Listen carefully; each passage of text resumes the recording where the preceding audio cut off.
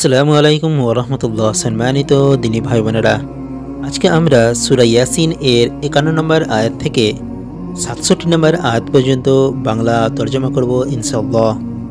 আল্লাহ তাআলা সূরা ইয়াসিন এর 51 নম্বর আয়াতে বলেছেন, আর যখন সিংকাই ফুঁক দেওয়া হবে তখন তারা কবর থেকে ছুটে আসবে তার রবের দিকে। তারা বলবে, হায় দুর্ভোগ আমাদের, কে আমাদেরকে আমাদের নিদ্রাস্থল থেকে উঠালো। দয়াময় আল্লাহ তো এরই প্রতিশ্রুতি দিয়েছিলেন এবং রসুলগণ সত্যিই বলেছিলেন। এটা হবে শুধু এক বিকট শব্দ, তখনই এদের সকলকে উপস্থিত করা হবে আমার সামনে।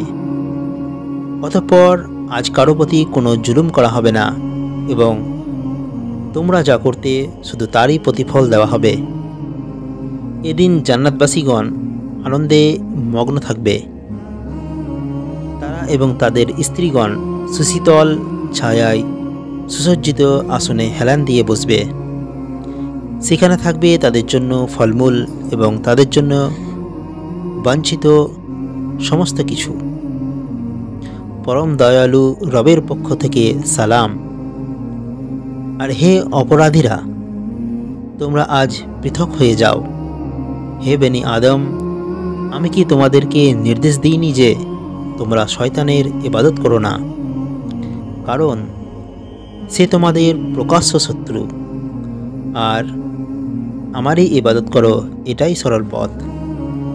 আর শয়তান তো তোমাদের বহু দলকে বিভ্রান্ত করেছিল, তবুও কি তোমরা বোঝনি? এটাই সে জাহান্নাম যার প্রতিশ্রুতি তোমাদেরকে দেওয়া হয়েছিল। তোমরা যে কুফরি করতে, সে কারণে আজ তোমরা এতে দগ্ধ হও। আমি আজ এদের মুখ মোহর করে দেব।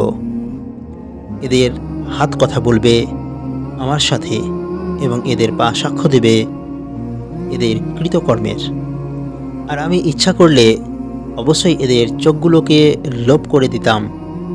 তখন এরা পথ অন্বেষণে দৌড়ালে কি করে দেখতে পেত।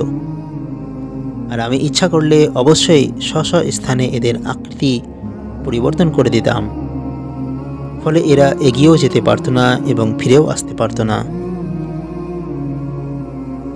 সূরা ইয়াসিন এর 51 নম্বর আয়াত থেকে 67 নম্বর আয়াতের বাংলা তর্জমা সমাপ্ত হয়েছে। আল্লাহ তাআলা আমাদেরকে আল কোরআন বোঝার এবং সেই মতো জীবনযাপন করার তৌফিক দান করুন, আমিন। আজকের মতো এতটুকুই। এর পরবর্তী ভিডিওতে অন্য একটি বিষয় নিয়ে আলোচনা করা হবে। আসসালামু আলাইকুম ওয়া রাহমাতুল্লাহি ওয়া বারাকাতুহু।